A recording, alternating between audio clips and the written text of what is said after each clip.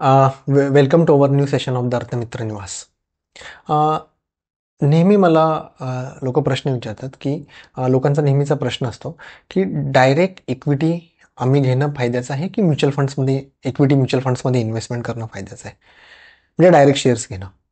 तर मी सांगतो नेहमी की 4 गोष्टी आहेत. फर्स्ट, की म्युच्युअल फंडचे जे फंड मॅनेजर असतात ते basically well educated, degree in finance असते.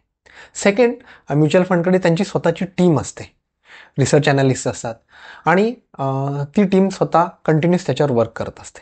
थर्ड, म्युच्युअल फंड्सना स्वतःचा डेटा एक्सेस असतो. एखाद्या कंपनीचा पोर्टफोलिओ, त्याची profit and loss balance sheet, त्याची ऑर्डर बुक, त्याच्या सर्व गोष्टी त्यांचा ॲक्सेस फंड हाऊसना असतो. फोर्थ पॉईंट इज द अनेक त्यांच्याकडे सॉफ्टवेअर्स असतात. तर ह्या चारही गोष्टी इंडिव्हिज्युअल जर एखाद्या व्यक्तीने, इन्व्हेस्टरने ठरवलं की हे स्वतःकडे आपल्याकडे फायनान्शियल एज्युकेटेड डिग्री हवी, स्वतःकडे टीम हवी, स्वतःकडे अनेक सॉफ्टवेअर्स हवे आणि डेटा ॲक्सेस म्हणजे कोणती न्यूज आपल्याला पटकन कळणं गरजेचं आहे. तर ह्या सर्व गोष्टी इंडिव्हिज्युअली आपल्याला करणं पॉसिबल होत नाही. म्हणून मी नेहमी सांगतो, जर तुम्हाला रिटर्न्स बनवायचे असतील भरपूर, तर डायरेक्टली तुम्ही शेअर्स घेण्यापेक्षा तुम्ही म्युच्युअल फंडचा पर्याय निवडणं हे कधीही फायदेशीर आहे.